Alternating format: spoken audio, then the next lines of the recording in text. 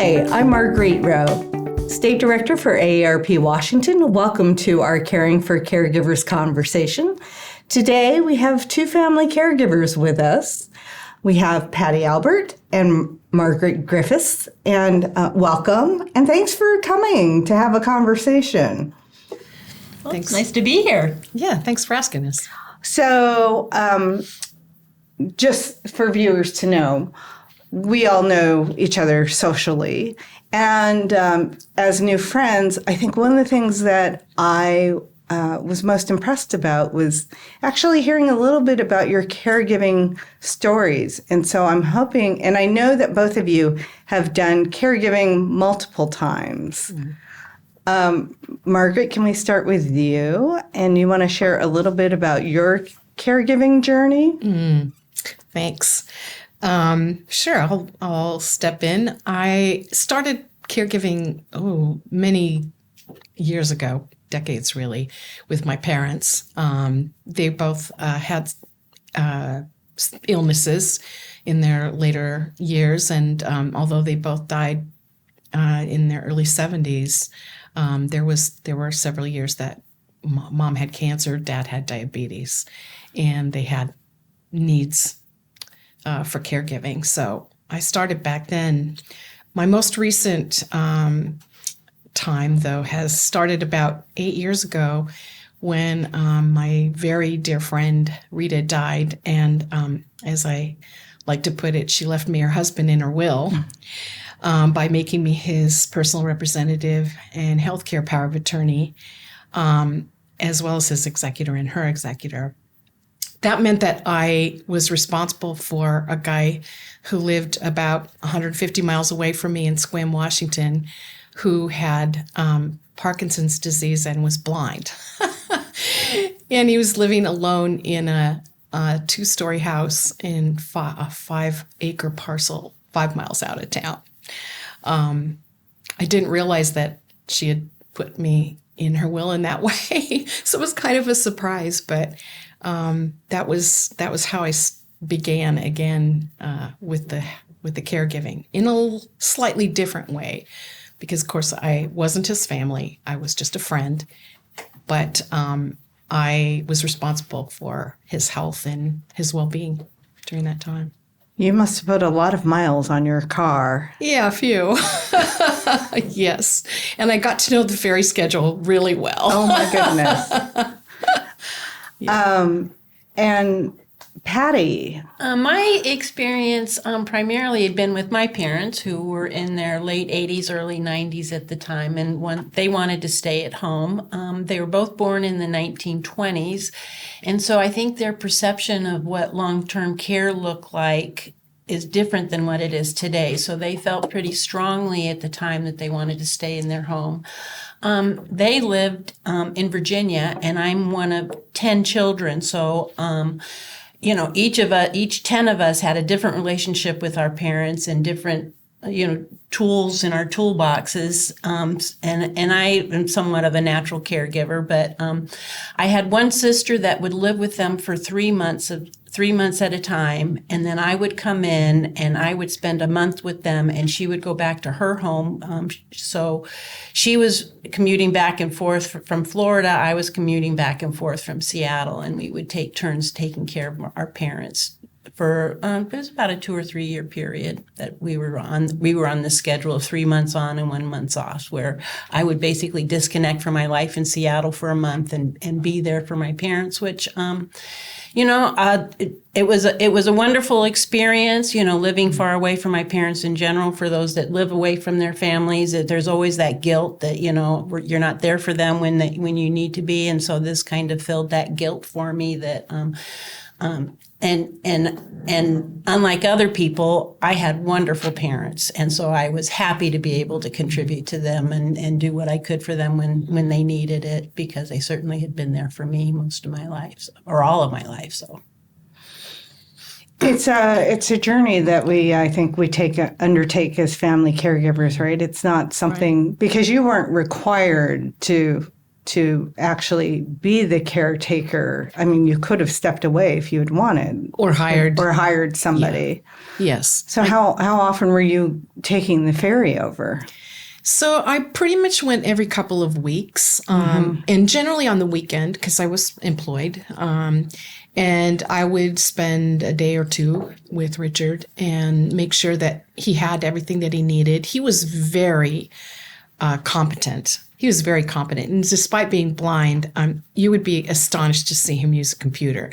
So he taught himself how to use a computer.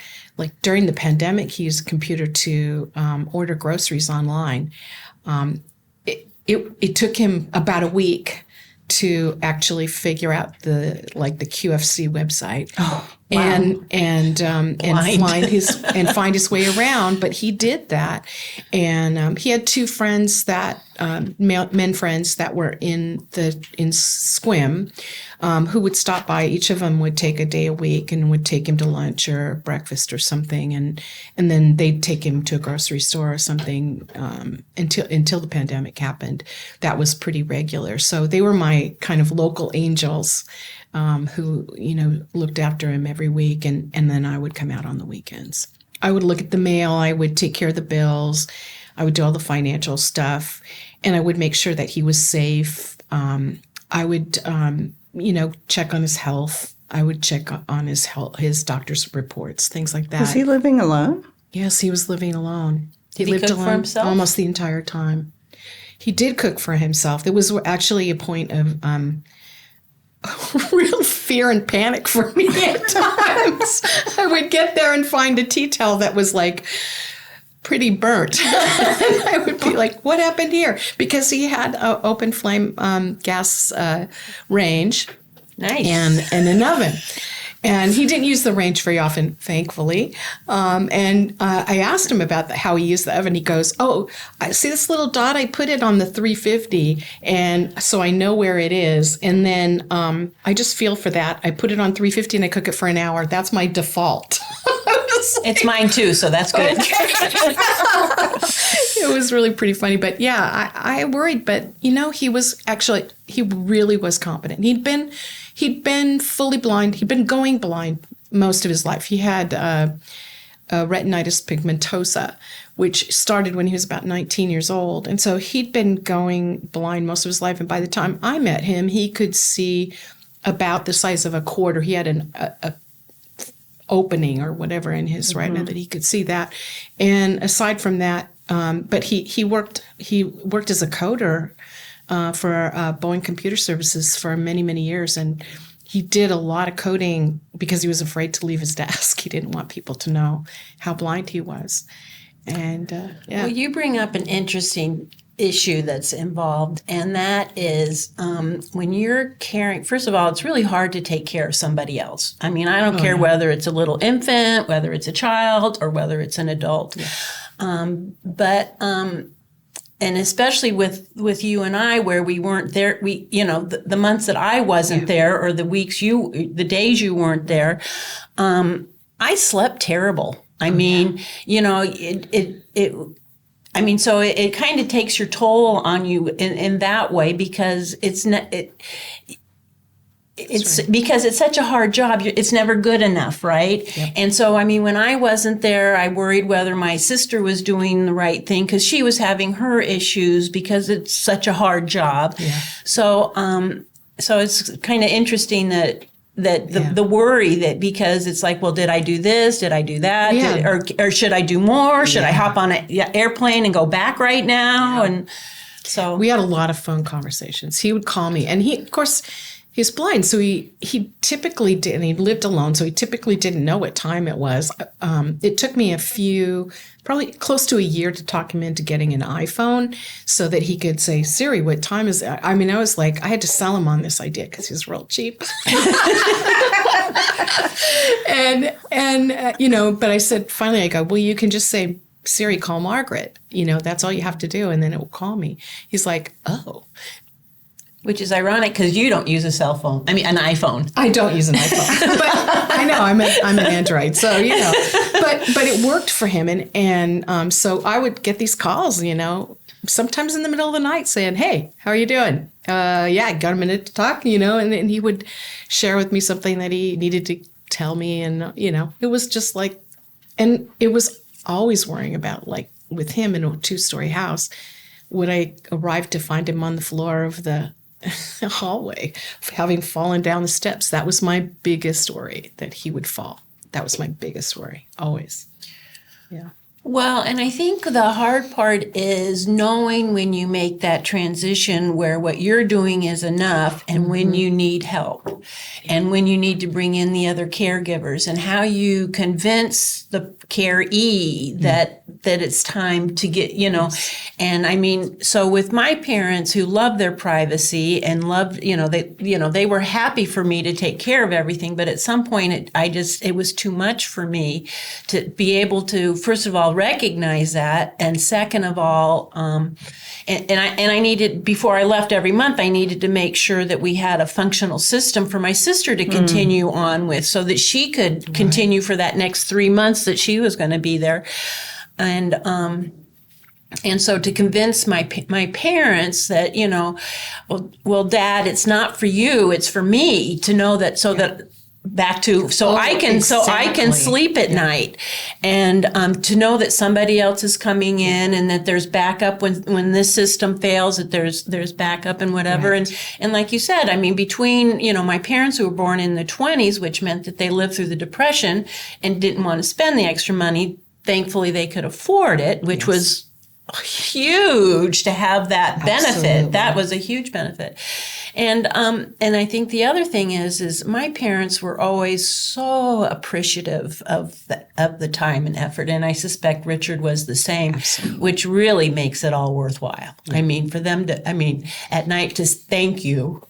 Yeah, right.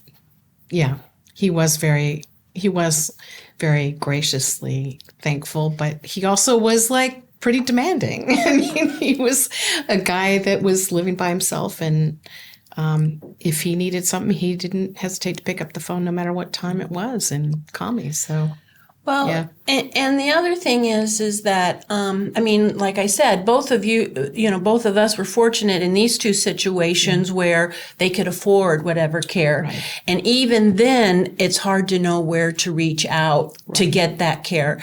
The first time we tried to hire, we hired so we were out, my parents lived in Central Virginia, which is pretty rural.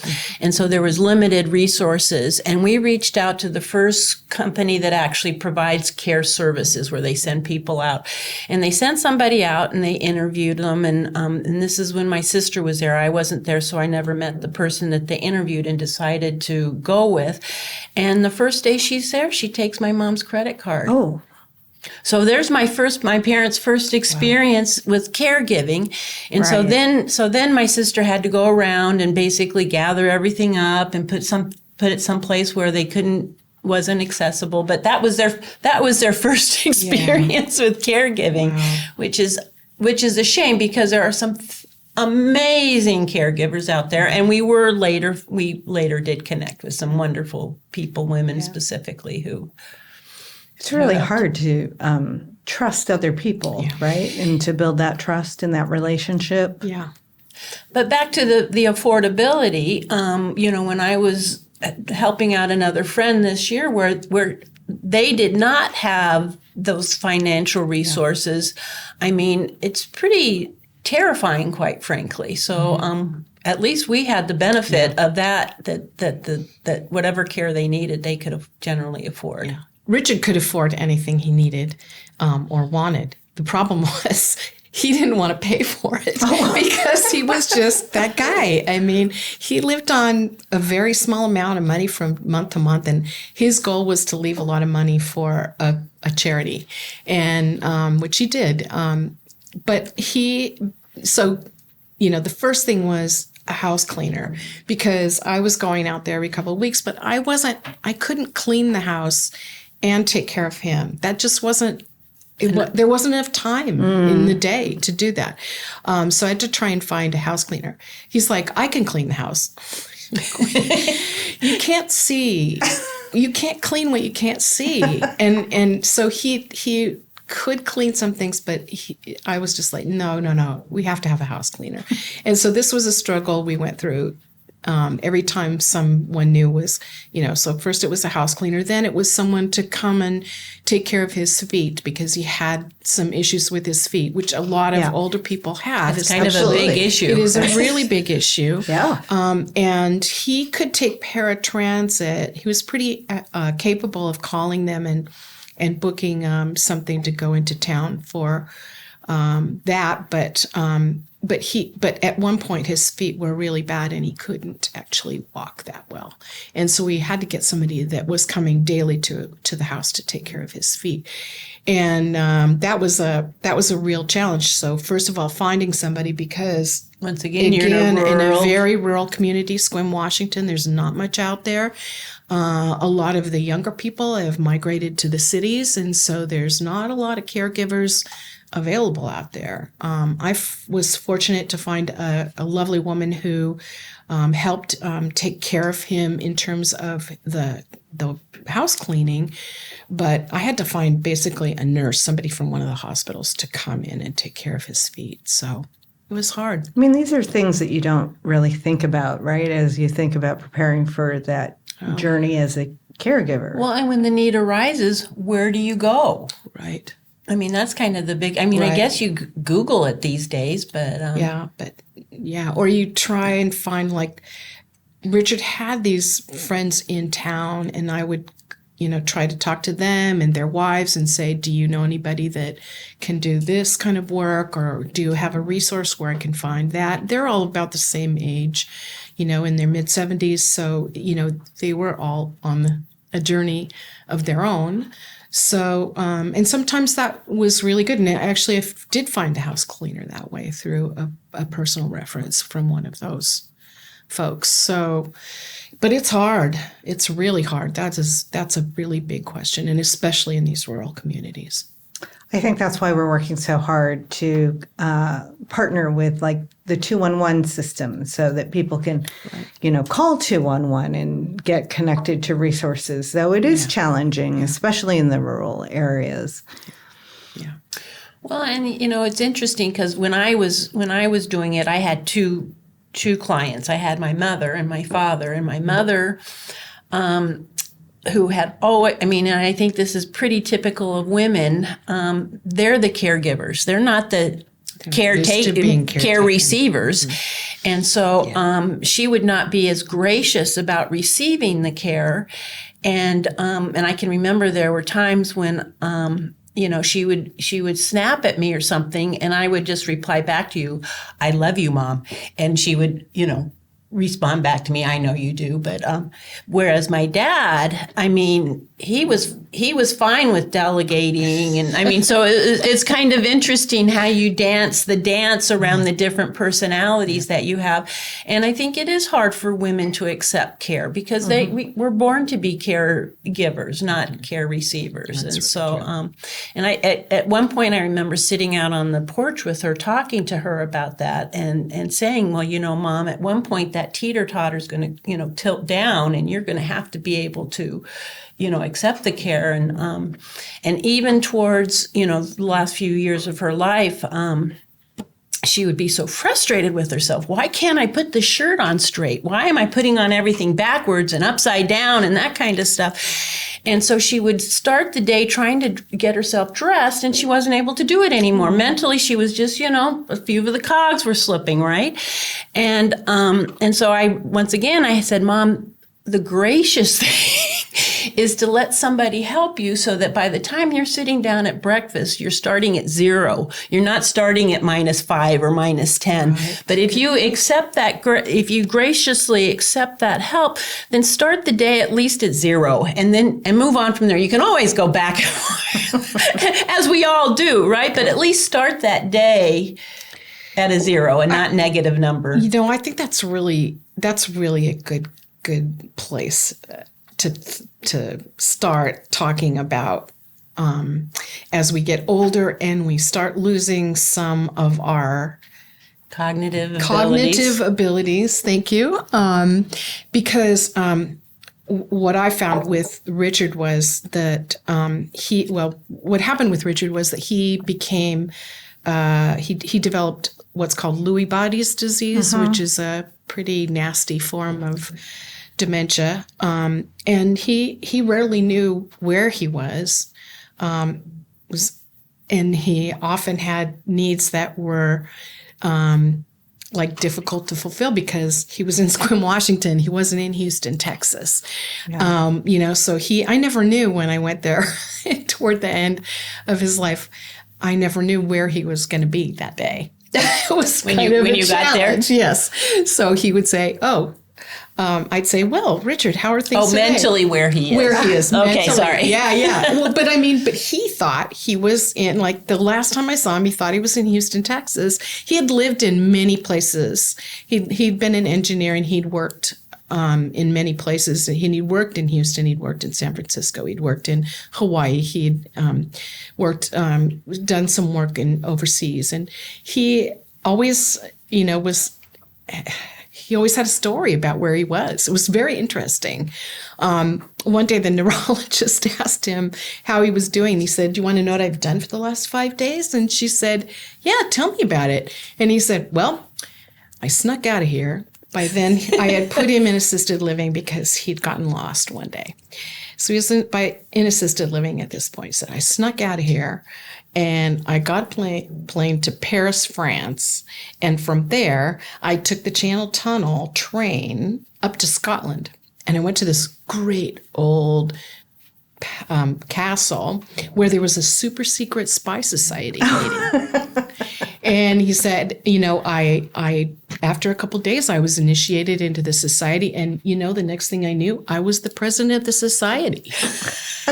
And I was like, I'm sitting there. I'm sure my eyes are getting wider and wider by the second. The neurologist was brilliant. She goes, wow, that's a lot to do in 5 days, Richard.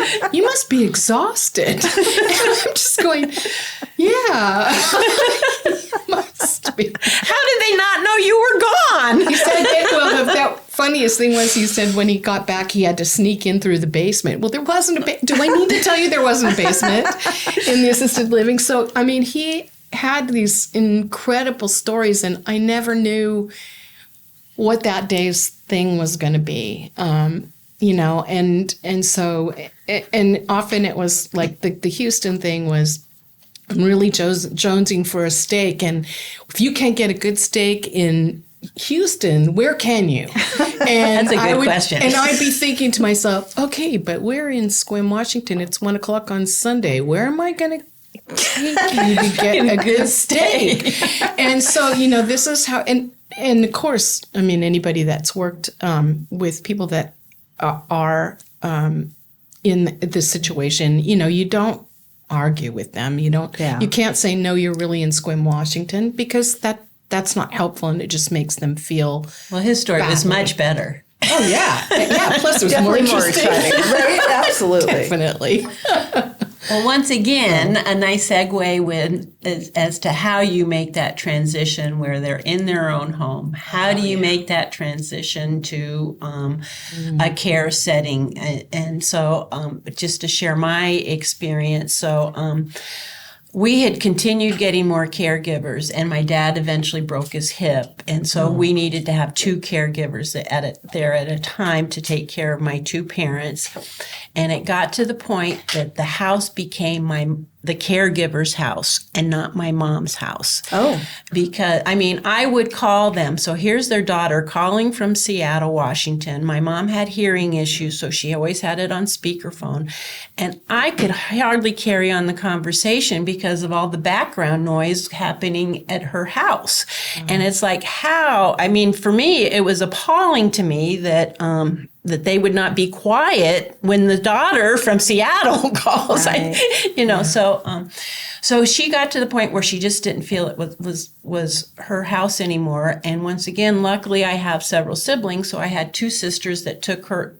And so she actually started acting out. Apparently she hit one of the caregivers at one time. I don't know whether it was a hard hit or it was just, don't do this, and gave him a little slap on the arm or something. But it just, got to be too much. So I had two sisters that took them around, and they finally found a place in the Washington, D.C. area close to where they lived. And they moved in, they found a place that did assisted living, and you could bring in your own caregivers as your needs, as needed. And once again, we were fortunate that my parents could afford this, right? So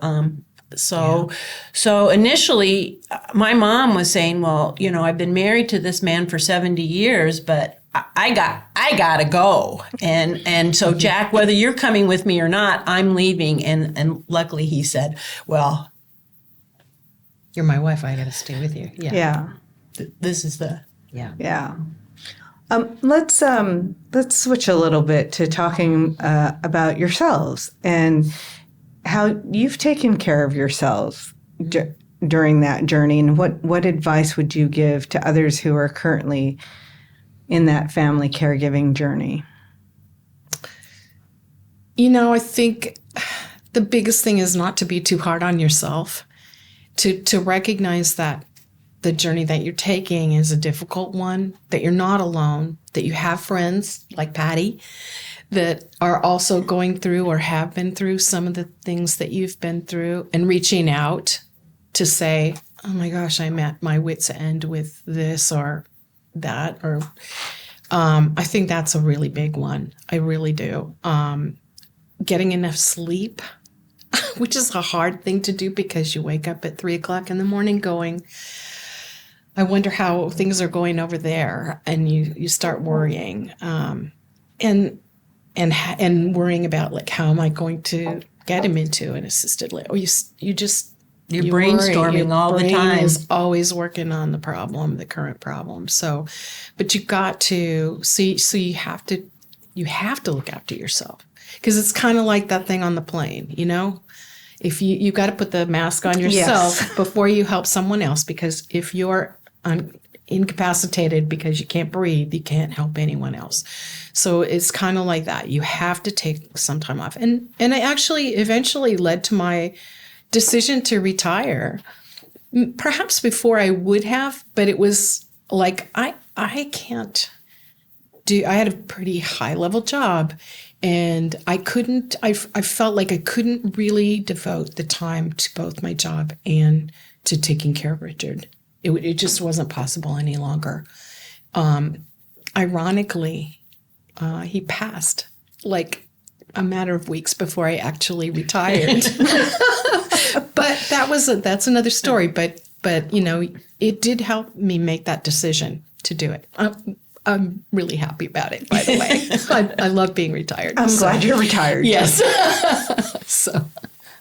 But yeah. I think for me was just when to know when to ask for help when it just got to be too much. I mean, if I didn't sleep like 3 nights in a row, it's like something's got to change. Yeah. And whether it's hiring help or asking help from a sibling, or someone stepping in and that kind of stuff. But I mean, I have zero regrets. I mean, if it was when I did lose them, which I have lost both of them. It was like, man, I was there for them, and so I mean. Yeah. Well, I'll just say that one of the things that I think about caregiving is that it doesn't end when the person passes on, right? No, it does not. and I know you know that very well. I do. Mm-hmm. And I will also say, Patty, that part of, especially when it's your family, right, is that process of grieving, right? And that doesn't end, and it comes up, and so I just so appreciate you sharing the story. Would you mind giving us a snippet of, like, the caregiving journey doesn't end? And I know, Margaret, you've been, like, busy. So, yeah. So, Richard actually died while I was out of the state. I was in Hawaii taking care of another friend who had a knee replacement. And immediately, there are all the things to take care of around him and around what would happen next. notifying family, notifying all of his friends. And I'm his executor. So he left a fairly complicated will that divides his property up into different pieces going to different charities. And in addition to that, sadly, about a month before he passed, there was a water leak at his then uninhabited home out in the middle of the country. And I probably found it after it had been going on for probably 2 or 3 weeks by the time I found it. There was significant damage to the house. All the floors on the main floor have to be replaced. And so right now I'm going through that, getting a contractor, getting the work done in order to sell the house because the house was not eligible for financing in the state that it was in. So I'm having to do that too. So yeah, it's kind of been a long, drawn out, time. So still probably, I'm hoping to get this state closed before the end of the year. That's my goal, before the end of this year. Good luck with that. I know. These months go so fast. They do. It's amazing. Yeah. Well, so I have to say, I was, once again, I have a lot of siblings, and we all have our different talents. And luckily, my parents recognized that talent in 2 other siblings, and not me, who have been the trustees and the executors of the will. So most of that burden has come down on them. Yeah. So for me, obviously, I do assist them when they need help and let them know that I'm there for them, which isn't anything compared to what they've had to do, but it's just, it's interesting. It takes a long time, doesn't it? It's amazing how long it takes to get a long time to get these things settled. Yeah. So we've talked a little bit about your caregiving journeys, and I know that you are also caregiving for others. We've talked a little bit about for those people who are in the caregiving journey. And as you think about your futures, is there anything that your caregiving journeys that you are thinking about for yourselves as you grow older, and what you will have in place, or what you would tell your friends? Yeah. Well, right. Basically, what I've learned is, what my conclusion is I personally now I live in a single family home in Seattle. And I think the next transition would be either maybe perhaps to a condominium so I don't have to maintain a house.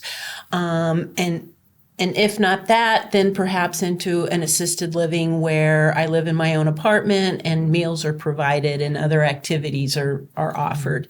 And when I get to the point where I can't live by myself anymore, and assuming that my husband is gone, then I would move in. Then I would look for an adult family home.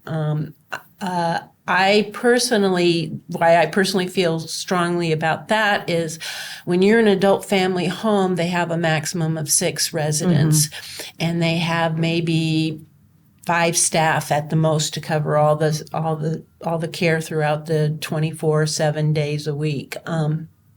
So the person putting me to bed is maybe 2 or 3 people at the most, compared to a larger setting where you don't know who you're going to get that night to help you put together to know that I want one hearing aid in this ear, but not in this ear. And I want to wear these pajamas, and I want, this, I want to start on my side and not on my back, so all those little details that I would need. So that's, and then hopefully stay in there until I perish.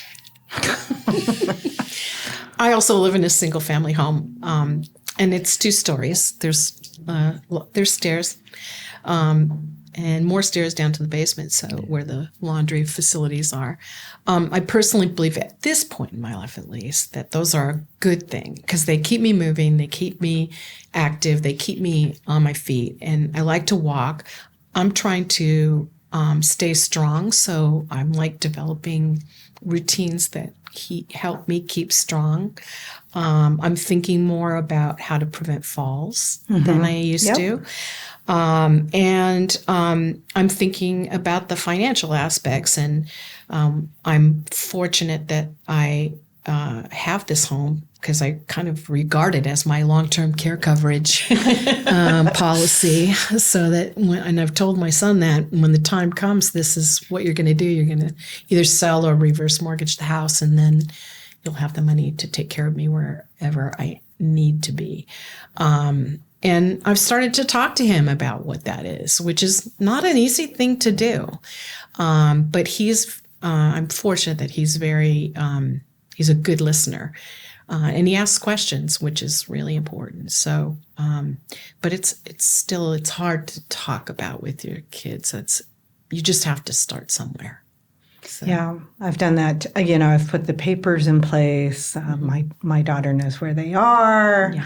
We're going through, the early stages of caregiving with my parents, and it's a journey. It's a journey, but an important one. And you don't know, and you don't know where the desk, how long that journey is going to take. That's right. And that's sometimes how do you pace yourself so that you can make it to the long run? And do you pace yourself, or are you all in the whole time? So. Yeah, right. Well, I just want to say thank you. Thank you for sharing your stories and your thoughts. Everyone should be as fortunate to have compassionate friends and family members like yourselves around. I really take to heart what you said about not being afraid to ask for help and knowing that there are others who can be there for you. So I appreciate everyone joining in today. We've had a really full conversation. Remember that you can find resources at aarp.org/caregiverswa, so Caregivers WA, for more resources and information on caregiving. Take care, everyone.